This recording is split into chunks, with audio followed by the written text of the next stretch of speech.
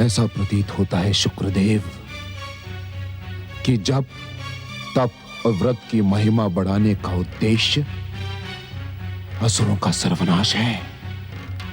सूर्य पुत्र शनिदेव, असुर जप तप और व्रत के पुण्य लाभ से वंचित कैसे रह सकते हैं?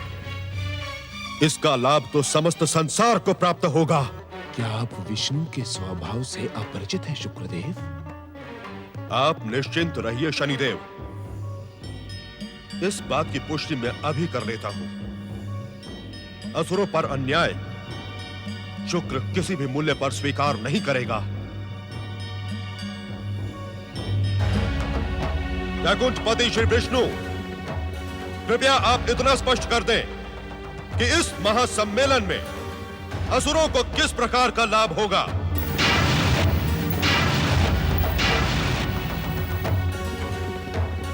जगत पालक श्री विष्णु, असुरों के कल्याण के लिए आप अपनी योजना स्पष्ट करें। जप, तप और व्रतों का अनुष्ठान करने का अधिकार संसार के समस्त प्राणियों को है। असुर जाति संसार के प्राणियों से भिन्न नहीं है।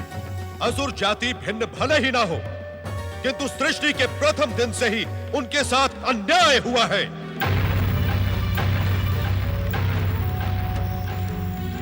सत्य तो यह है शुक्रदेव कि अपनी शक्ति के अहंकार में डूबे असुरों ने संसार पर अत्याचार किया है। सृष्टि के निर्बल प्राणियों को भयभीत कर अपना ग्रास बनाया है।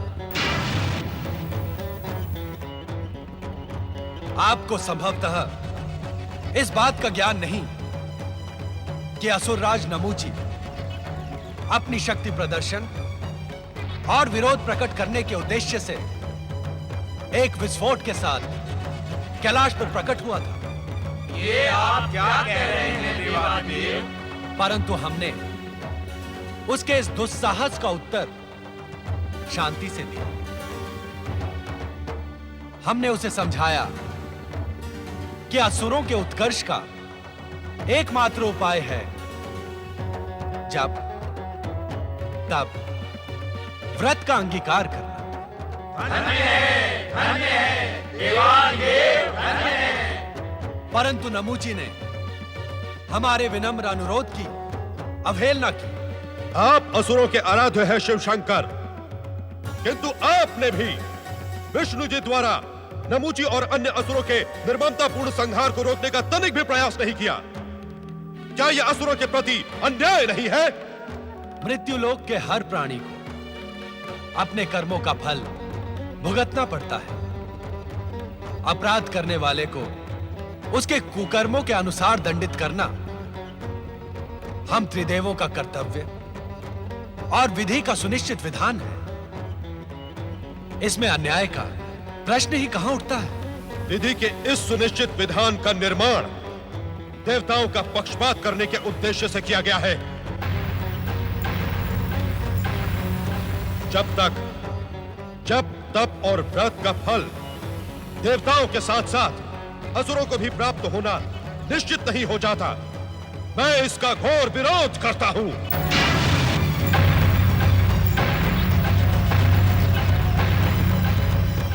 आप अपनी बात स्पष्ट कहें शुक्रदेव।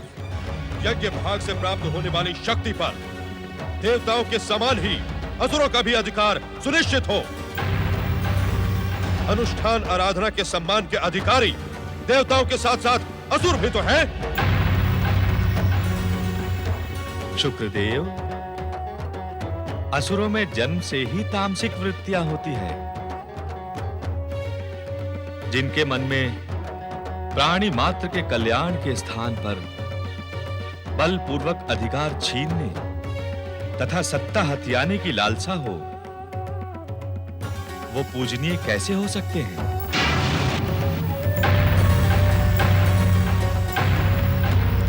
देवाधिदेव शिव शंकर ने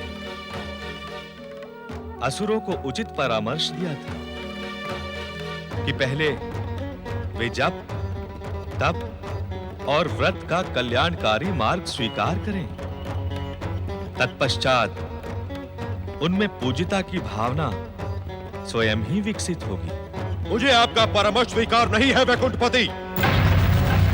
इस महासम्मेलन में सर्वप्रथम आप असुरों को जप तप और व्रत के पुण्य फल पाने का अधिकार प्रदान करें, तभी इस महासम्मेलन की सार्थकता है।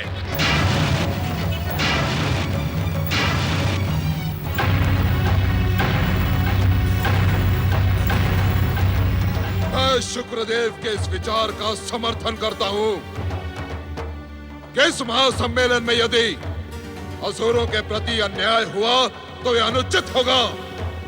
सत्य तो यह है कि इस महासम्मेलन में निश्चित विषय जप तप और व्रत असुरों के विरुद्ध एक षड्यंत्र के समान है।